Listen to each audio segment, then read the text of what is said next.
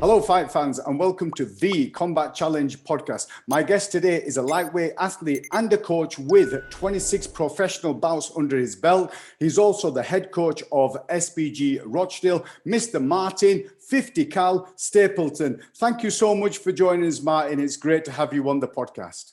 Thanks a lot, man. That is so intro, the way you say it. You made me sound cooler than I am. I want to start by saying, for those that aren't aware, Martin, you've competed on different promotions at a high level. So you've competed such as BAMMA, Cage Warriors and Bellator, just to name a few. Can you share with us your MMA journey, you know, when it started, what sort of disciplines you were into and how you've ended up where you are now? Like years before I got into MMA is when I actually started martial arts. Probably in my early teens, I started probably a bit of the usual thing. Started boxing at the local amateur boxing club. Started doing Muay Thai in like a little church, or it wasn't a church, maybe like a like a community centre hall sort of thing, hard wooden floors, all that sort of stuff. That's how I started, and I was training maybe 2-3 times a week then, and I wasn't like, I've never heard of MMA back in them days. I wasn't training because I particularly wanted to be a professional fighter back then or anything like that. I was just training because it was something to do, something to keep fit, all that kind of stuff. Then when I reached like 17 is when I joined the Marines.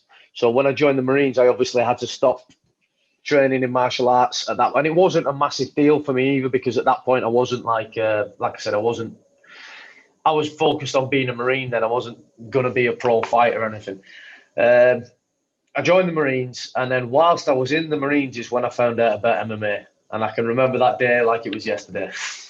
So and I've told this story a few times, so if anyone's heard any of my other podcasts, they've probably heard this one. But so me and a good friend of mine called Si Stroud, we were on ship. I forget this detail. We were either on the way back from Norway or on the way back from Africa.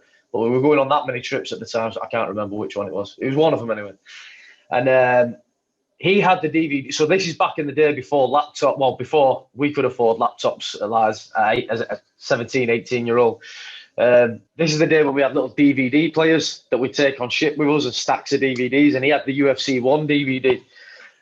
So we were watching the UFC 1 DVD, and obviously way before Google or there was decent stuff out there on YouTube. Plus we were on a ship, so we couldn't get it anywhere.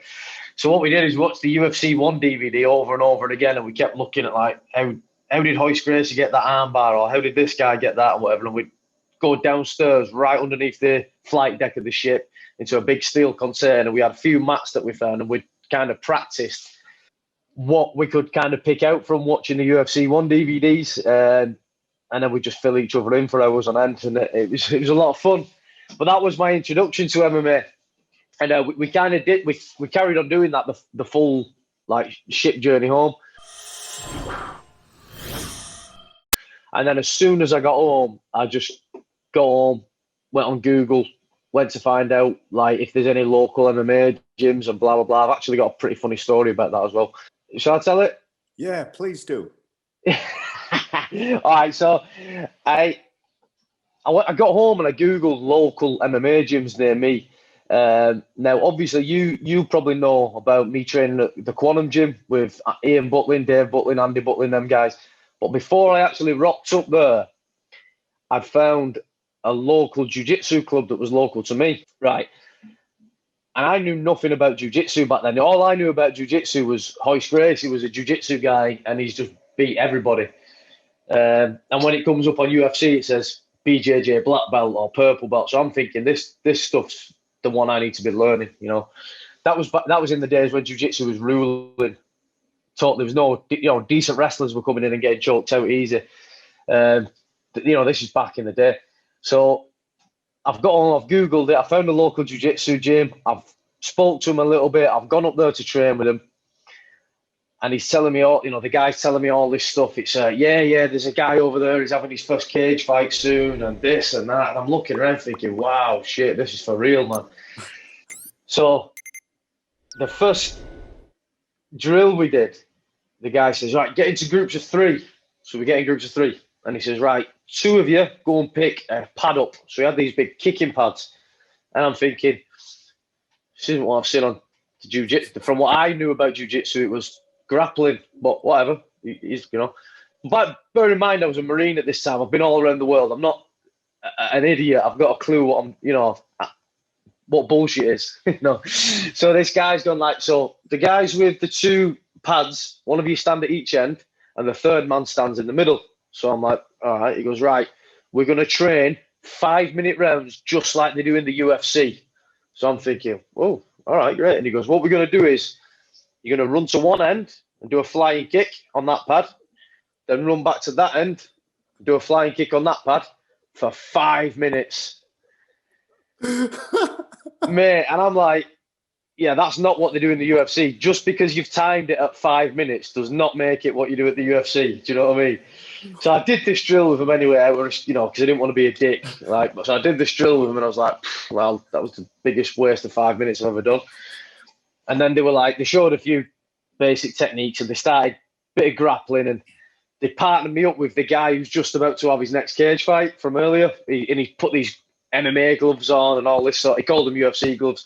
Put his UFC gloves on, and they were like, right, yeah, you partner up with I can't even remember the guy's name, but you partner up with him, and they put us together, and it was like, go, and everyone stood around watching him, and I think I tapped him out with just a schoolyard headlock choke across the jaw, as hard as I could.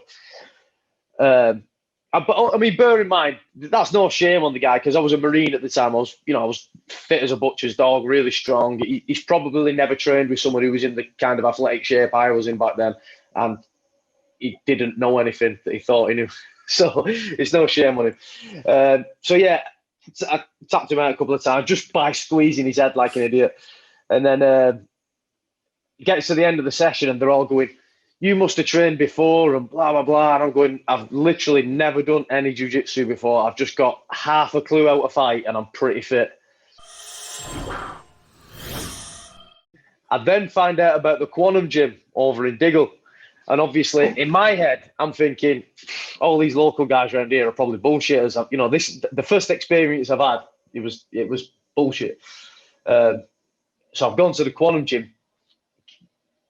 My expectations have now dropped a lot. At first I was expecting to meet Hoist Gracie. Now my expectations have come. Probably no one around here knows what they're doing. So I've gone up there, and again, with it being hardcore and back in the day, the first session I did was 4-minute rounds sparring, and Ian Butlin was training for a fight, and they were like, "Can you scrap?" I was like, "Yeah, I can scrap. Fucking right, I can scrap." Started sparring a 4-minute round with Ian Butlin. I think he rear naked choked me about 14 times in 4 minutes. So I finished that round. I was like, this is exactly where I need to be. This is what I want to learn. Not that bullshit, This is what I want to learn. So then that was my start. Then I was at Quantum all the time then. I actually bumped into the guys from the bullshit place a few months later in Rochdale Town Centre. And I bumped into one of them, and he's like, oh, how's it going? Have you not been back yet? And I was like, no, I've been training. I've told them all about Quantum Gym and the Butlin brothers and that. And they're nudging each other, going maybe we should go up and see what it's like up there. And I was like, no, guys, stop. This is a world apart from anything you guys do, And no offense to anyone who does them sort of traditional, karates and all that, but what them guys are doing compared to what the Butlin guys are doing was a complete world apart. So I was like, guys, do not come up there with that attitude, because you would definitely won't be leaving with that attitude, put it that way. But yeah, that was my kind of introduction to mixed martial arts, mate. Wow. It must have been the other end of the spectrum for you, Stapes, where you've got this one traditional sort of martial arts, and then you come across the Butlin brothers. Was Aaron Chatfield around at that time as well? Yeah. So that was the time of the Northern Cartel kind of era. So Matt Thorpe was there. Aaron Chatfield, yeah. Who else? Danny Rushton, all them sort of guys. So they had their own gym as well. So they'd come up and train with us. We'd go up and train with them. It was kind of it was quite a cool time in MMA, because you got to think back then there wasn't a gym that had 30 guys turning up with beginners, intermediate guys, amateurs and pros. It was just if you want to train MMA, there's your 4 or 5 guys. So then you'd have to travel around a little bit. And out of your 4 or 5 guys, one of you might have been a pro fighter, one of you's a total beginner, one of you's done 6 months. That was what you had. So you had to move around and, find a little bit out. Well, the Butlin brothers, they started, because I was a student at the same time as them, and we used to train under Les Allen in That's in it, Les Allen, yeah. Yeah, and that boy had skills. Yeah. There were times where he'd come across a bit unpredictable, but when it came to skills, it was unreal. So Les he's a stuntman, right? Yeah, he's done stunts, and before that, he did like pancras and stuff like that. Yeah. So Dave and Ian have told me quite a lot about him, and they do nothing but sing his praises. Even 20 years on. So. Oh yeah, definitely. I mean, for me, Les, he kind of instills something, and you don't realize at the time. And sometimes you question people's technique, and you're thinking, "Hold on a minute, what am I doing that for? Why am I doing so many squats? Why am I doing this?" But later on through the years, it gives that bit of resilience, which I'm sure you would have learned along your journey as well. Along your MMA journey, is there any significant coaches or mentors that you could talk to us about that played a role for you when you were going on this journey? Yeah, I mean, I've been really lucky in MMA because I have met so many people that I could kind of look up to or even lean on a little bit as mentors and lead me the way I needed to go. I think it's hard to answer a question like this in the way that because I have had so many, I don't want to kind of leave anyone out. So if you don't mind, I'll take a few minutes on this and I'll kind of work through the start to finish. Sure. Okay. Is that all right? Perfect. So, I mean, obviously, as we spoke about there, when I first started doing MMA, I had the Butlin brothers as my mentors, all 3 of them, Ian, Andy and Dave. I mean, Dave was like the head coach at Quantum, and Dave's someone that personally I get on with really well. We've just got a good connection. We've got a good click. And Dave had that experience of he'd had Eddie Bravo coming over, living with him. He'd had Nogueira over. He'd had, Roberto Watala. He'd had a lot of experience of training with guys of a really high level that most people in the UK at that time hadn't had. So learning from Dave was really, really good. And coupled with the fact that his 2 brothers, Ian was a pro MMA fighter and Andy was a pro boxer at the time as well. So, the 3 of them were kind of like my initial mentors in MMA, and they weren't just coaches. Now the 3 of them are 3 of my closest friends. So that just shows you, how much they've kind of mentored me and helped me in the sport. As my career progressed, I started to train under Colin Heron over at Team Kelbon. Colin Heron, again, is just a phenomenal coach. I've spent quite a lot of time with Colin in hotel rooms on our own, waiting for fights, and you get to know people like that back then. And again, Colin was a massive influence on me in the MMA career, and also one of the biggest things I loved about training with Colin was his mindset. He's no bullshit, Colin. You're on the mats, you're training, you do what you said you're going to do, or you're a bullshitter. There's kind of no in between. You're either doing what you said you're going to do, you're training, or you're not. And I kind of like that approach, especially when you're dealing with pro fighters. Another guy that I would consider as a mentor is someone you've probably none of you've heard of. He was a guy that was in the Royal Marines with me. He's called Pete Jordan. He's a Brazilian Jiu-Jitsu brown belt, and he was on the England squad boxing team and stuff like that. He's, as a coach goes, he's phenomenal. It's so much of a shame that people in the UK don't really know of him because he spent all his time in the Marines and he's coached some Marines doing MMA and blah, blah, blah. But he's got such a wealth of knowledge about MMA and he is such a good coach and he's helped me out loads.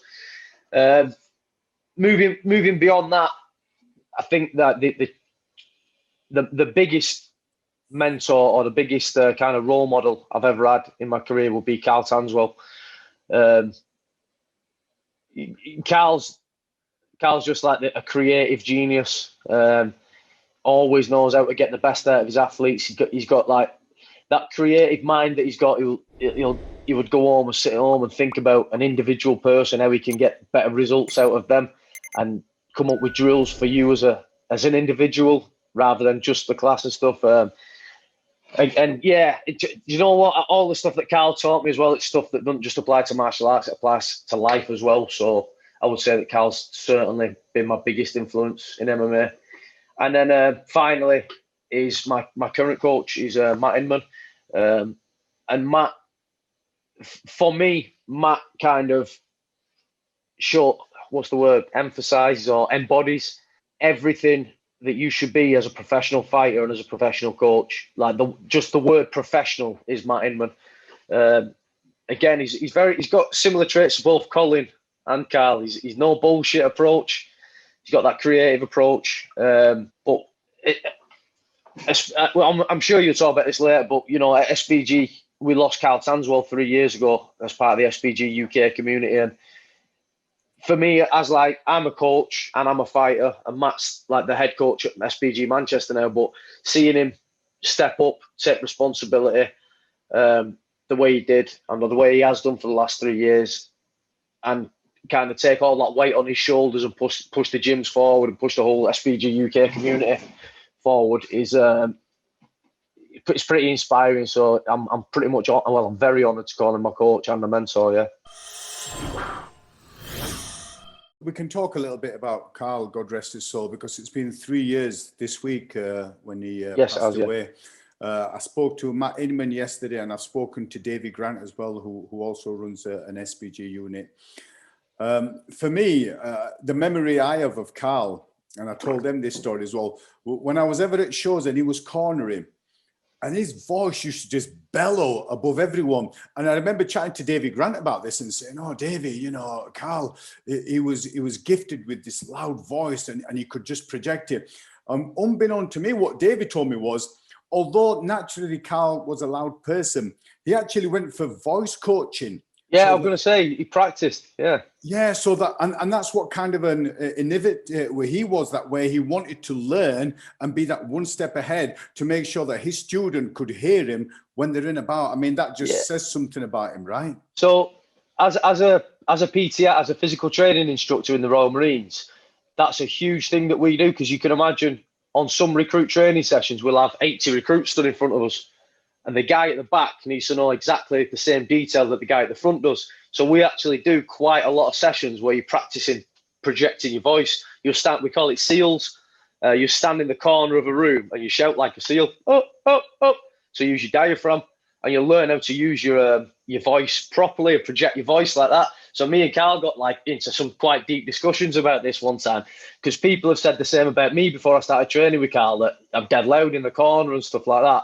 And then when I started talking to Karl, we started bouncing ideas off each other about like projecting your voice was one. And then obviously Karl started teaching me his system of how he coaches. Like he's kind of got some fundamental things of how to, I'm not going to say all that on here because that's SBG stuff, but you know, some fundamental principles of how to corner and how to coach. And yeah, I learned a lot off Karl like that. It was a loss. It was a loss to the MMA community, because it was just a shock. But, you know, fortunately, people like yourself, Matt, Davey, and others are keeping his legacy going and his memory alive, which, you know, I'm sure if he was here, he'd be grateful that you folks are doing that for him.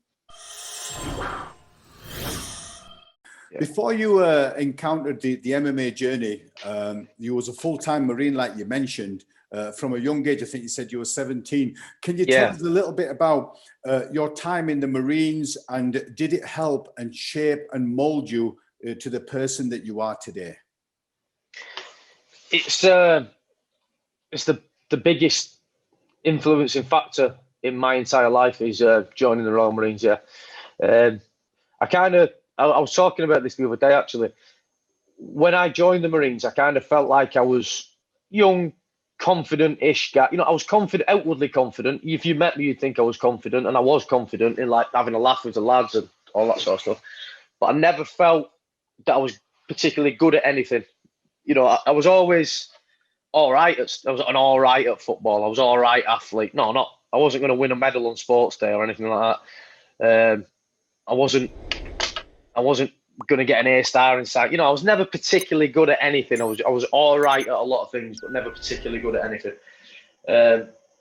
Like joining the Marines for me was like I kind of wanted to do something that took more than I wanted a massive challenge that there was a good chance of me failing on. You know, I wanted to do something that was like would be massive for me. And that was joining the Marines. You know, it was a huge challenge. And like from day one, when you join the Marines, all the way through basic training till the day you die, they drum into you about standards, keeping it like no matter where you are. Like if you're in Afghanistan and you've been at war for the last 4 days, you still wake up in the morning and have a shave, or you still go before you go to bed at night. You clean your weapon, you clean your kit, you clean your boot. So like they're always talking about standards and how we can all maintaining the standards is your choice, and letting standards drop is your choice as well. And that shows about who you are. That, you know, that if you choose to let standards slip just because circumstances become difficult, that's who you are. You're a guy. That's all you've got in you, you know. And like kind of that mentality, that's kind of shaped everything I've done in life ever since joining the Marines. Because I've been blessed with that bit of knowledge that your standards are your choice, nobody else's choices. That's kind of how I've tried to live my life throughout now. But I mean, that's scratching the surface. Like, I mean, everything I did in the Royal Marines is what's made me who I am today. You're now the head coach of SBG Rochdale. Stapes, can you tell us how that came about, and also what other coaches contribute to the classes there? So I started training as part of SBG. I think it was in 2000, either late 2013 or maybe early 2004. I think it was 2013. Started training under Karl at SBG Manchester, and then we affiliated my gym to SBG in, I think that was 2015. Yeah, I think it was 2015. We became an SBG affiliate.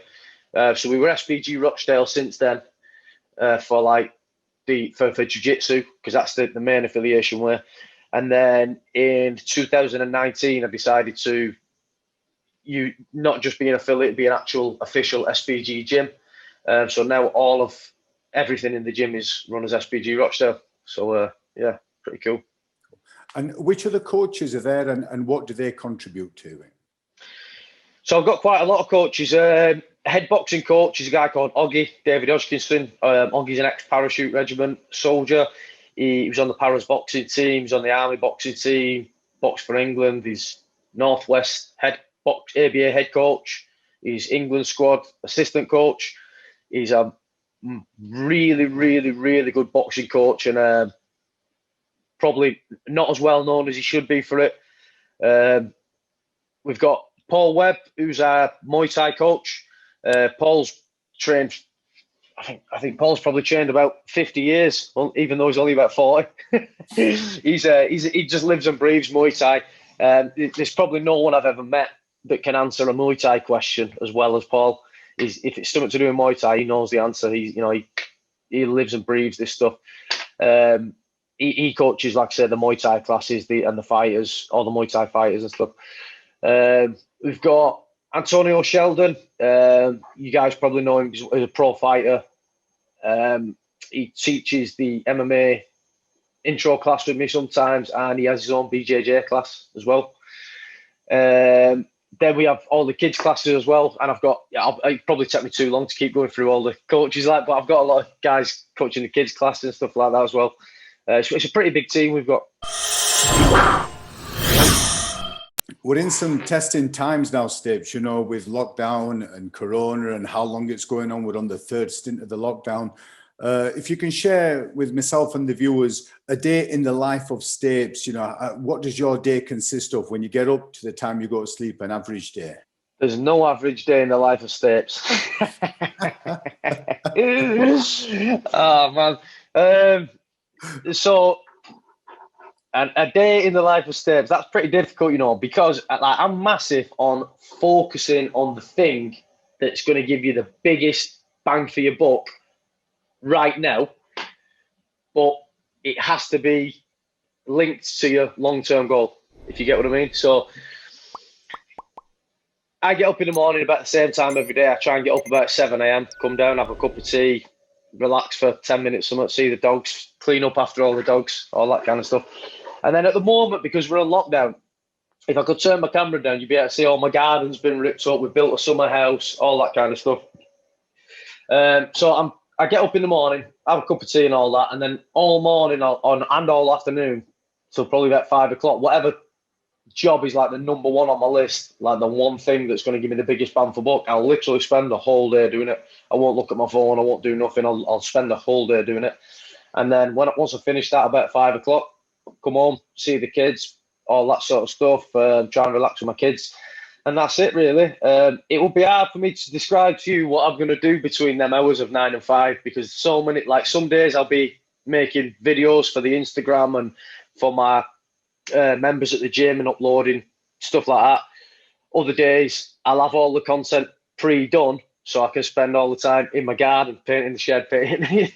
It's lockdown, man. It is what it is. But yeah, just as long as I'm doing something that gives me the biggest bang for my buck, I'm happy. Well, that's a great mindset to have, you know, to rather than think, oh, I might do this tomorrow, I might do this. You just crack on with it, don't you? You have your blinkers on and you're just focused and getting as much out of it as possible with the least amount of distractions. So that is huge for me, man. I'm pretty ratty when it comes to distractions. Like if I'm working, for instance, if I'm working on something on my computer at the gym, for instance, 50 people could come past me and I won't even look up. And it's not because I'm being ignorant, it's because I'm being focused. I can't stand distraction, and I can't stand people who allow themselves, I can't stand the person, but I can't stand it when people allow themselves to become easily distracted. I just think if you've got a job to do, either do it or don't. You know, like I was saying earlier about what stuff I learned from Colin Heron. Yeah, either do the job or fucking don't do the job. It's up to you. But it's because that, sorry to go off on one like, but that kind of like infuses into your life. If you're someone who's going to be distracted by your phone every 2 minutes when you're doing normal day-to-day tasks, I guarantee you'll be a person who gets distracted on the mat, who's not focused on the technique, who's not focused on learning, who's not trying to get that 1%. But I guarantee it. If you're a distractible person, you'll be distracted all the time. You won't be able to switch it off. So, yeah, it's a massive thing for me, just being laser-like focused when I set my mind on doing a task, just cut out all distractions and get it done. And that's why it's so difficult to describe what I'm doing 9 to 5 at the moment, because every day is different, bro. But it's all focused. Well, you were focused to have this podcast today, so you were on time, and there were no whatever distractions there were, they didn't stop you, did they, brother? We're here. That's it, mate. That's it. My friend, you've had loads and loads of professional bouts. Is there one fight that was most rewarding for you? It don't have to be a win or a lose or anything like that. Is there one that sticks out? And if there is, can you share that with us, please? It certainly is. And it's pretty easy for me to answer that. And that's the tournament in Liverpool that I did. It was the Cage Contender Fight Stars tournament. Chris Sauber ran it over in Liverpool at the Olympia. Then it was lightweight tournament. There was 8 of us fought in it. 3 fights in the night. So obviously it was a knockout. You had your quarterfinals. You won them. You went to the semi-finals. You got to the final. And it was 10 grand on the line, you know. So it was kind of the first time I really won any decent sort of amount of money fighting in MMA. And the thing that made it so important to me at the time is, like, I just left the Marines that year. I literally just left. We just opened the gym. Wasn't taking any wages from the gym, not making a penny from the gym. Plugged in pretty much all the savings that I had. Was gone by that point, spent, and Christmas was coming up, and it was like we're running a little bit low, you know. It's not going to look like it's going to be a very good Christmas. And then the tournament opportunity came up, and obviously Colin Heron came and seen me and said, "Look, we can do this tournament." I was like, "Yeah, I fancy a bit of that." And it's probably the only time where I've fought and I've actually been thinking about the prize money. I've never thought before that fight. I was in the Marines when I was fighting, so I think I was 6 or 7-1, something like that, whilst I was still in the Marines as a professional fighter. So I didn't really need the money back then. You know, I didn't need to win an extra grand or 1,500 quid or whatever, because I already had my bills paid and my wages and stuff like that. It was nice because it was a bit of spending money, but I didn't need it. And since then, I don't really need my fight purses now, because I've built up my gym career and stuff like that. When I get a fight purse, it's great, but I've already got my steady income that I live off. At that time, though, that particular point in time, I fucking needed it, mate. You know, like I say, I weren't making a penny from the gym. All our savings had kind of gone, and it was, even during the fights, I remember on the first fight, it was so boring because I took the guy down and I just pinned him for 2 rounds against the fence, and just little hammer shots and elbows and stuff. And it was probably the most boring fight that he's ever been in and I've ever been in. But I just kept thinking, because if you lost in the first round, you went home with 500 quid. If you won in the first round but lost in the second round, you went home with £1,000. I think if you won in the final, you came home with 10,000. If you lost in the final, I think you went home with 2,000. So there's a big jump between 2,000 and 10,000. You know, so I was literally, every second of that fight, I was thinking about that money's coming home with me. And it's not big, and I'm not materialistic at all. I don't really care about money, but I needed it at that point because we were so skint. We didn't have anything left, and Christmas was, I think it was on the 1st of December was the fight. So Christmas was at the end of the month. And anyway, we ended up having a good Christmas. The kids got all the presents they wanted. So that was probably the biggest fight that had like a kind of life-changing, not as in it changed my life forever, but it changed my family's life for that little bit of time, if you get what I mean. So yeah, that's the one. For sure, man. That must have been awesome. So the first fight you had, did that go to the decision, and how did the second and third go? Can you remember? Yeah, so the first fight went to a decision. Like I said, Jamie Rogers, tough guy from Wales, strong as an ox as well. I took him down, and I just basically did a GSP on him, man. I just pinned him against the fence and just dropped the odd little shot. The whole fight, on that first one, I was just thinking, don't get injured, because my back was really bad at the time as well. And I'd just left the Marines, my back was a mess. And my brother, even between the fights, my brother was like walking up and down on my back and massaging my back because I was in agony. So in that fight, I just thought, take him down, keep him down, chip away at him, win both rounds, don't get injured, you know. So that's exactly what I did in the first round. Then the second fight came on was against Arnold Cuero. And I don't know if you've seen Arnold Cuero, but he's fucking huge. Really big guy. Looks like he's been chipped out of granite. In the fight before mine, he knocked a kid out in about 30 seconds. And everyone was like, Jesus Christ, he's going to win the tournament.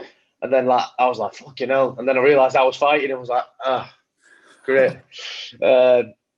So the thing with that one is it kind of went against me, what I'd done in the first one, because I'd fought 10 full minutes at that point. You know, you're still pretty tired and all that. He'd fought about 30 seconds by just knocking this kid out.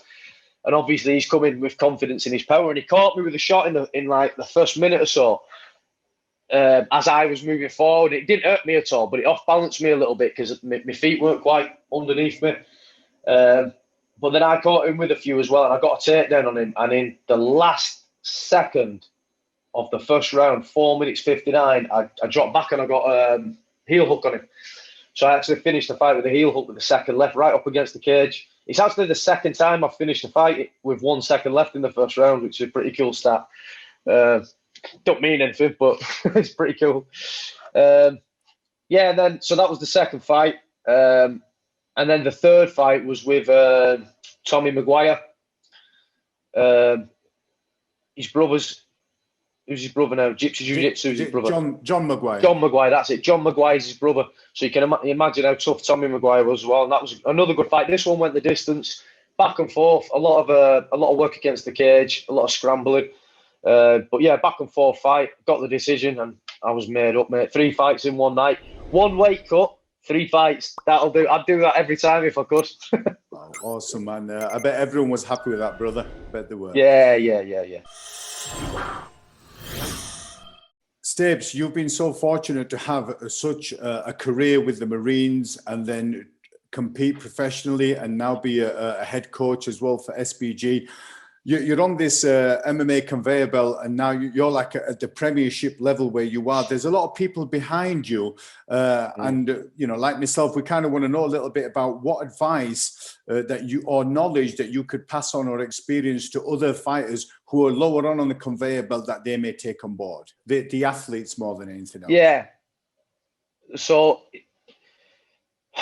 hard one. First of all, if you want to be a professional fighter in MMA, Alex Enlund's got a good quote that he says, and I'm probably going to murder it here, but it's something along the lines of, you either want to be the best fighter in the world, or you've got to be ready to face somebody who wants to be the best fighter in the world, right? And that's a pretty. When you think about it, that's pretty deep, because like there's some people who go like, oh yeah, I want to maybe have 5 or 6 pro fights and see where it gets me. All right. But in them 5 or 6 pro, and that's fine, by the way, not everyone has to be the best in the world. I'm not the best in the world, and I'm never going to be, but you know, not everybody can be. But if that's your mindset, at some point in them 5 or 6 fights, you're probably going to compete against someone who does want to be the best in the world, and who is thinking this high, and who is he's reaching for the stars, reaching for the moon. Now, that doesn't mean you have to be that guy. You, like I said, you don't have to be the guy who wants to be the best in the world, because people are fighting for different reasons. Some people are just fighting because they love competition.